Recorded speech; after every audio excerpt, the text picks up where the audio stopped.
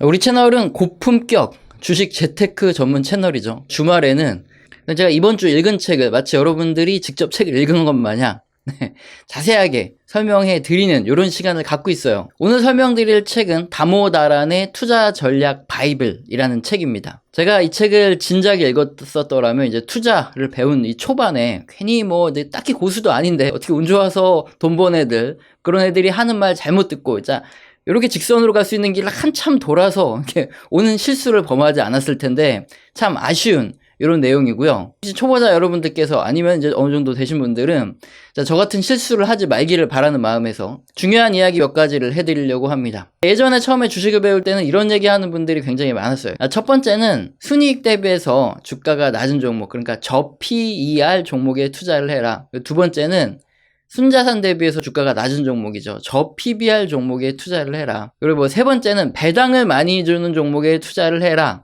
네 번째는 장기 투자를 하면 반드시 수익 난다. 이런 얘기를 하시는 분들이 굉장히 많았습니다. 그런데 일단 이런 얘기를 자신감 있게 하는 놈이 만약에 주변에 있잖아요. 그러면 고수가 아니에요. 왜냐하면은 이게 부분적인 진실이기 때문입니다. 과거 역사적인 사실을 통해서 그런 일부의 데이터만 가지고 여러분한테 설명을 드리거나 아니면 지가 그렇게 벌었다는 이런 자랑질 이런 걸 통해 가지고 여러분한테 설명을 할 때 처음에는 굉장히 혹하거든요.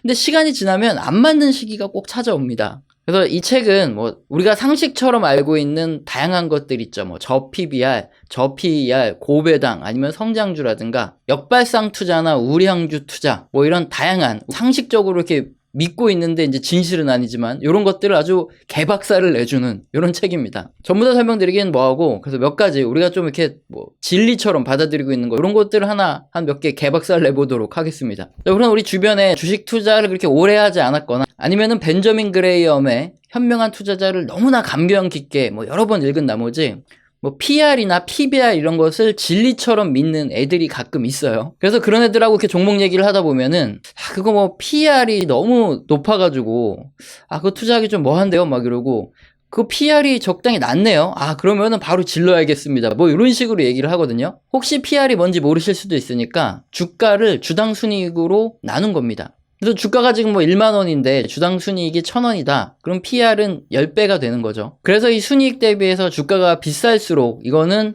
좀 비싸게 산 거고 순이익 대비해서 주가가 낮을수록 이건 싸게 산 거니까 초보자 때 들으면 굉장히 혹하죠. 역시 주식은 싸게 사가지고 비싸게 팔아야 되니까 PR이 낮을 때 사가지고 PR이 높을 때 팔면 되겠구나.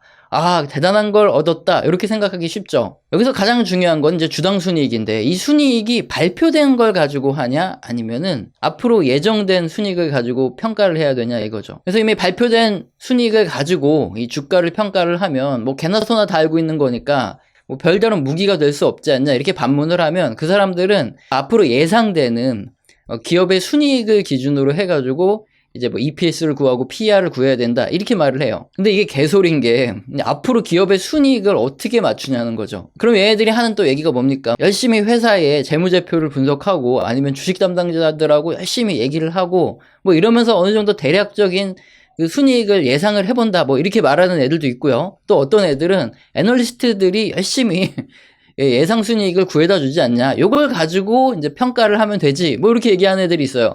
그런데 이게 굉장히 재밌는 게 여러 가지 매출의 방향성이라든가 아니면 비용이라든가 이런 것까지 전부 다 세세하게 추정을 해가지고 순이익 예측을 하는 분들이 애널리스트 분들이죠. 이 보고서에 보면은 굉장히 좀 과학적으로 예상 매출액, 예상 영업이익, 순이익 이런 것들을 계산을 해요.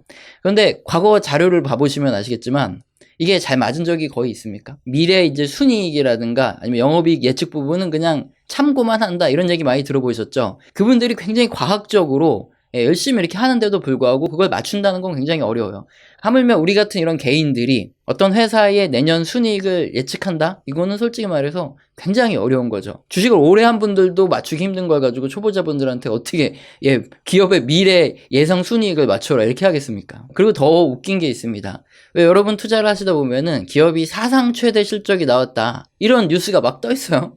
그런데 주가가 떨어질 때가 있어요. 이 이유는 뭐냐면 이 기업의 업황이 그때가 피크라는 거죠. 그러다 보니까 그 다음 해에는 점점 순이익이 떨어질 수밖에 없다. 아니면 영업이익률이 떨어질 수밖에 없다. 이러면서 주가가 안 올라가는 거예요. 그러면서 이제 PER이 낮아지거든요. 이거를 이제 밸류 트랩이라 그러는데 여기에 걸리면은 이제 다음 사이클이 올 때까지 거의 한 5년, 길면은 10년, 뭐 굉장히 고생해야 됩니다. 일단 요 정도만 캠으로 보셔도 뭐 무조건 저 PER에 투자해야 된다, 뭐 이렇게 논리를 펴는 사람들은 이게 딱히, 이게 뭐 자신감 있게 더 이상 얘기를 하진 않습니다. 그래서 앞서서 말씀드린 대로 이렇게 저 PER이라는 논리는 일부 사실만 가지고 얘기를 하는 거라는 건데요. 지금 많이 통용된 이 저 PER이라는 논리가 완전히 틀린 거냐? 또 그건 아니죠. 앞서 얘기했지만 뭐 반만 맞는다, 그러니까 일부 사실만 맞는다, 이렇게 설명드렸는데, 이걸 가지고 수익을 낼 수 있는 방법이 충분히 있습니다. 방법을 말씀드리면, 미국 또는 우리나라 있죠, 상장된 전체 주식 중에서 매년 초에 PR을 기준으로 이게 10개 정도 그룹으로 나누세요. 그 중에서 가장 PR이 낮은 하위 요 10% 있죠, 얘네들을 그냥 사버리는 겁니다. 자, 그리고 이렇게 하위 10% PR 있는 종목들을 살려 그러면, 근데 문제가 하나 생겨요. 뭐냐면, 뭔가 이름 한 번 들어본 적도 없고, 재무 상태도 굉장히 불량하고, 막 적자도 나고 있고, 이런 이상한 기업들이, 소위 말하는 개잡주라 그러죠. 그런 종목들이 꽤 많이 포함이 되어 있어요. 그런데 재밌는 거는 그런 종목들이 이거 뭐 내가 보기에는 너무 말도 안 되는 개잡주다 해가지고 이런 것만 빼고 나머지 거를 매수하잖아요.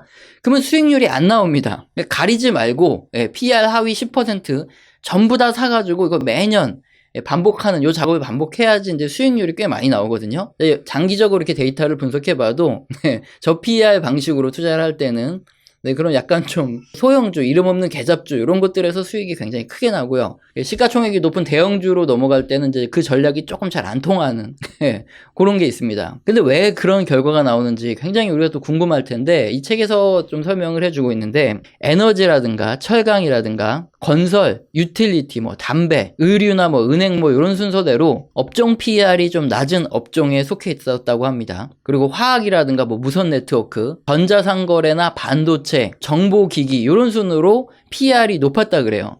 PER이라는 게 순이익 대비해서 주가가 얼마나 비싸게 거래되냐, 얼마나 싸게 거래되냐, 바로 그 프리미엄이죠. 이제 우리가 이해하기 쉬운 개념으로, 어떤 뭐 식당이라든가 아니면은 이제 가게를 매수할 때 권리금, 이렇게 보면 이해하기가 쉬울 거예요. 그래서 이 업종별로 어떤 특징이 있냐를 봤더니, 기대 수익률이 높은 게 성장성이 높고 ROE라 그러죠. 자기 자본이익률이 높은 업종일수록 PER이 높다, 이겁니다. 그럼 반대로 성장이 정체돼 있고 자기 자본이익률이 낮은 업종에서 PER이 낮다는 거죠. 자, 그럼 여기서 어느 정도 조금 감이 오죠. 왜 저 PER 투자를 할 때는 뭐 소형주 또는 뭐 개접주에서 수익이 잘 나는지 여기서부터 감이 딱 오는데, 뭐냐, 우리들이 평가하기에 PER이 낮다 그러면 사실 개잡주는 좀 빼고 얘기를 하죠. 그러다 보니까 뭐 재무 상태도 우량하고 뭐 회사도 좀 어느 정도 알려져 있고, 그리고 회사 구조도 굉장히 튼실한 이런 회사 중에 PER이 낮은 종목들을 이렇게 골라서 우리는 포트폴리오를 구성할 가능성이 큰데, 그렇게 고르게 된다 그러면은 그냥 성장성도 낮고 ROE도 낮은 이런 기업들만 잔뜩 사게 된다는 거예요. 그러다 보니까 거기에선 수익률이 굉장히 떨어지죠. 그런데 반면에 PER이 낮은 최하위 종목들을 전부 다 사게 되면은, 이거 이름도 없는 종목들이 들어왔는데 그런 애들이 전체 수익률을 확 끌어올려주는 거예요. 어느 정도 이해가 되셨는지 모르겠는데, 우리가 일반적으로 알고 있는 상식, 그냥 굉장히 우량한 종목, 굉장히 좋은 종목들의 PER이 낮다, 이거는 세상 사람들이 이렇게 만만하거나 바보가 아니라는 거죠. 성장성도 떨어지고 자기 자본 이익률도 낮고 여러 가지 좀 이익 증가율이나 성장성이 많이 떨어지기 때문에 주가가 낮아서 그래서 PER이 낮게 거래되는 거지, 세상 사람들이 다 바보고 그래서 PER이 낮게 거래되는 건 아니다. 이걸 이제 과거 데이터를 통해 가지고 검증을 해봤더니 나온다는 거죠. 그래서 한 뭉퉁거리로 샀을 때 훨씬 좋은 수익이 나고, 그냥 우리가 뭔가 좋다 생각되는 걸 골랐을 때는 수익이 안 난다. 원리까지 다 파악이 되는 거죠. 이제 두 번째, 초보자들을 현혹시키는 저 PBR 종목에 투자해라. 이것도 또 한번 개박살을 한번 내볼 텐데요. PBR은 뭡니까? 주가를 주당 순자산으로 나누는 거예요. 그러니까 뭐 순자산은 많고 주가는 낮은 종목에 투자하면은 최악의 경우엔 이 회사가 망하더라도 내가 돌려받을 수 있는 금액이 더 크네? 그러니까 이거는 뭐 거의 안전한 투자다, 안전 마진이 높은 투자다, 이렇게 설명을 하는 사람도 가끔 있거든요. 뭐 그래서 현재 주가가 1,000원인데 주당 순자산이 2,000원이니까 이 회사가 최악의 경우에 망하면은 주당 순자산이 2,000원을 돌려받습니다. 망해도 2배 수익이 나는 거니까 손해를 볼 수 없는 투자다, 장기적으로 기다리면 무조건 오른다, 뭐 이런 개소리를 짓거리는 사람들이 옛날에 굉장히 많았다는 거죠. 근데 이 책을 읽다 보면 이제 기본적인 회계 원리만 알아도 이게 얼마나 무식한 방법인지, 무식한 소리인지 알 수 있는데, 감가상각만 하나 봐도 충분히 알아요. 감가상각은 뭐냐면은 회사가 보유한 어떤 기계장치라든가 뭐 이런 것들이 시간이 지나면서 점점 마모되거나 아니면 뭐 고장이 나죠. 그러면서 시간이 지날수록 점점 가치를 상실하게 되는 거예요. 그래서 어느 정도 시간이 지나면은 이거는 더 이상 쓸 수 없다. 네, 그렇게 되는 기간, 수치적으로 매년 나눈 것들, 그래서 조금씩 계속 내려가는 것들을 감가상각이라고 합니다. 보통은 이제 기계 설비라든가 이런 장치의 감가상각 연한 한 15년 정도 이렇게 하는데, 만약에 열심히 돌려가지고 마모가 심하게 된다 그러면 뭐 5년이 될 수도 있고 10년이 될 수도 있고, 이건 또 기업이 정하기 나름이에요. 자, 그래서 만약에 감가상각을 회사가 마음대로 좀 작게 조정한다, 원래 15년이었던 걸 5년으로 조정한다 그러면은 내 자산이 줄어드는 속도가 매년 엄청나게 많이 빠지는 거죠. 그리고 또 이게 순이익까지도 갉아먹기 때문에 일단은 기본적으로 이런 회계 방식만 알아도 이게 굉장히 무의미하구나, 요거를 알 수 있는데, 자, 어떤 회사의 기계 설비만 50억을 가지고 있는 이런 회사가 있다고 제가 가정을 할게요. 그리고 회사의 주식이 한 주밖에 없어요. 근데 이 주식이 얼마에 거래되냐? 25억에 거래된다고 하겠습니다. 자, 그러면은 PBR이 0.5죠. 그러니까 회사가 최악의 경우에 망해도 기계 설비를 팔면 50억이 나올 테니까 망해도 2배네, 뭐 개꿀이네 하면서 이렇게 얘기해 주는 게 PBR 낮은 종목에 투자하라 이런 사람들이 있다고 말씀드렸죠. 그런 식으로 막 현혹이 돼가지고 25억을 투자를 했다고 할게요. 기계설비 같은 경우에는 보통 15년의 감가상각 기간이 있는데, 그냥 뭐 열심히 일을 해가지고 한 10년 정도 계산하기 쉽게 그랬다고 하겠습니다. 저희 감가상각은 기계설비를 매년 돌리니까 이게 못 쓰게 되는 비용이라고 말씀드렸죠. 여기서 10분의 1씩 항상 빠집니다. 매년 50억짜리 기계설비를 돌리게 되면은 감가상각으로 5억씩 이 순자산이 뚝뚝뚝뚝 떨어져 나간다는 거예요. 근데 1년 동안 이 회사를 굴렸습니다. 일단은 매출이 나와야 되고, 거기에다가 원가를 일단 뺐어요. 거기서 뭐 인건비도 빼고 뭐 여러 가지 관리비도 빼고 세금을 딱 내고 났더니 2억의 순이익을 냈습니다. 그럼 50억의 순자산이 있는 회사가 2억의 순이익을 냈다. 자기자본이익률은 4%죠. 그런데 문제가 있는 거죠. 이 50억의 내 기계장치를 돌려서 1년이 지나면은 나는 사실상 감가상각으로 5억의 손실이 발생을 했는데 회사는 2억의 순이익밖에 못 냈다는 거예요. 그러면 매년 3억씩의 실제적인 손실이 나한테 발생을 하는 겁니다. 맨 처음에 순자산이 50억이었던 회사, 내가 25억을 투자를 해줬는데 5년만 딱 지나 보니까 35억으로 쪼그라들었어요. 한 9년 지나면 이 회사의 순자산은 23억으로 내가 투자한 금액보다 더 낮아지는 거죠. 이게 기본적인 이게 기본적인 회계의 원리죠. 여러분 이 얘기를 들으면 뭐 이런 게 다 있어 이렇게 생각하실 수가 있는데, 우리들이 좀 유명하게 잘 알고 있는 저PER 종목 중에 포스코가 있죠. 네, 포스코도 방금 설명드린 예시와 크게 다르진 않습니다. 뭐 물론 이번에는 이제 원자재 가격이 올라가면서 순이익이 크게 났지만 작년까지만 해도 그냥 비실비실한 이런 종목 중에 하나였는데, 일단 작년을 기준으로 한번 볼게요. 작년 포스코의 자산은 90조 정도 이렇게 되고요. 포스코의 부채 같은 경우에 한 36조 정도. 그래서 포스코의 순자산은 53조 정도 대략적으로 이렇게 되는데, 포스코의 2020년이죠. 작년 한 해 동안 감가상각 금액은 약 2조 2천억 원 정도 됩니다. 순자산 약 3.5조 중에서 약 2조 2천억 원씩 매년 감가상각이 벌어지게 되니까 순이익을 굉장히 좀 많이 내야 되겠죠. 근데 작년 포스코 순이익을 보면 약 1.7조 정도 순이익을 작년에만 좀 적게 낸 게 아니라 그 전에도 보면은 뭐 한 비슷비슷하게 뭐 한 1.9조, 1.8조 이렇게 내왔어요. 올해는 이제 원자재 가격이 급등하니까 좀 많이 나오겠죠. 감가상각만 매년 2.2조인데 순이익이 한 3년 쫙 봐도 2.25를 넘어선 적이 없죠. 그래서 앞서 설명드린 이런 예시처럼 뭐 극단적으로 순이익이 크게 감소하는 이런 건 아니지만, 어쨌든 뭐 포스코 같은 경우에도 약간 비슷한 구조를 가지고 있죠. 그래서 포스코 PBR을 보면 한 0.42 정도 굉장히 좀 낮게 거래가 되는데, 자산을 유지하는 요 비용 있죠. 그러니까 감가상각비는 굉장히 큰데 자기 자본 이익률은 그동안 굉장히 낮았습니다. 그 상태가 계속 지속되면 투자자 입장에서는 내가 이 순자산을 보고 투자했다 그랬더라도 순자산이 계속 낮아지는 이런 효과가 나올 수 있기 때문에 당연히 이제 순자산과 같은 가격으로는 거래가 되지 않는 거죠. 그래서 보통 ROE가 낮고 이렇게 자본의 유지 비용이 높은 기업들과 같은 경우에는 대부분 순자산 이하로 PBR이 낮은 상태로 거래가 됩니다. 자, 그럼 반대로 ROE가 굉장히 높은 기업들 있죠. 소프트웨어 기업 같은 경우에는 뭐 사무실 하나 달랑 있고 인원들 월급만 이렇게 주면은 30%까지 자기 자본 이익률이 나오는 이런 기업들 같은 경우에는 어떻습니까? 당연히 PBR이 높게 거래될 수밖에 없다. 이 원리가 이제 바로 들어오시죠. 그리고 이제 두 번째로 저 PBR 종목을 이렇게 스크리닝을 하는 거죠. 매년 초에. 그래서 PBR이 가장 낮은 하위 10%의 이 종목들을 골라보면 중간중간에 어떤 종목들이 껴있냐.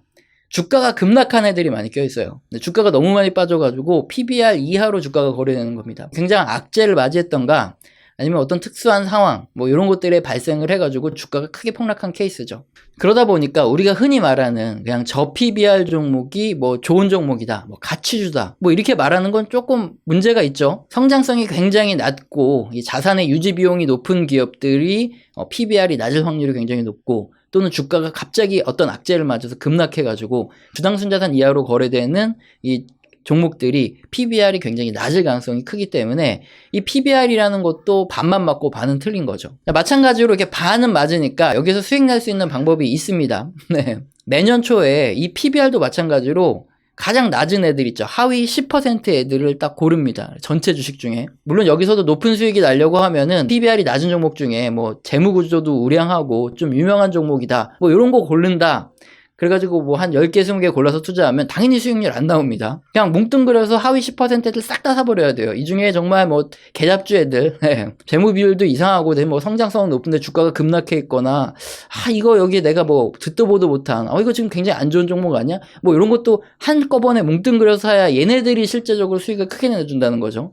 물론 여기서 안정성을 높이려면 PBR이 낮은 애들 중에서도 그래도 그나마 ROE가 높은 애들, 이런 애들로 스크린을 해서 걸러내면은 뭐 그나마 조금 안정성을 더 높인 상태에서, 대신 수익률은 좀 떨어지겠지만 어쨌든 조금 더 안정성을 높일 수 있겠죠. 자, 오늘은 다모다란의 투자 전략 바이블이라는 이 책을 가지고 설명을 드렸는데, PER, PBR 요거 가지고 설명을 드렸는데, 이거 말고도 고배당주에 대해서도 또 개박사를 또 내주고요. 뭐 성장주, 뭐 이익이 안정적인 종목, 뭐 우량주라든가 역발상 투자 이런 것도 정말 데이터를 근거로 팩트를 가지고 아주 개박살을 내줍니다. 그리고 어떻게 투자하면 되는지 이런 것까지 다 설명을 해주는데, 일단은 PER, PBR만 가지고 오늘은 설명을 드렸어요.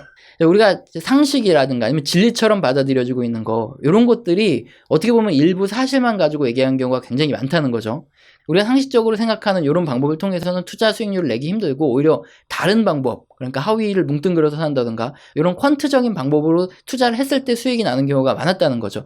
이거 가지고 역사적으로 데이터를 가지고 증명을 해봤더니 그대로 맞아 들어가더라 이거죠. 그래서 우리가 이 책을 많이 읽어야 되는 이유가 하나죠. 뭐 고전만 좋다, 그래서 고전만 주구장창 읽다 보면은 그 다음에 사람들이 머리가 아주 바보는 아니잖아요. 연구하고 그 다음에 발전시켜 나오고 이건 맞다 틀리다 한 것들 하나도 받아들이지 못할 수가 있죠. 그래서 여러 가지 책을 읽고 우리들이 많이 생각을 해보고 그 진실을 알아갈 때 우리가 거인의 어깨 위에서 좀 더 나은 방식으로 투자를 해서 수익을 볼 수 있다 이거죠. 오늘 영상도 마음에 드셨다면 구독과 좋아요는 꼭 눌러주시고요. 지속적으로 시청 부탁드립니다. 감사합니다.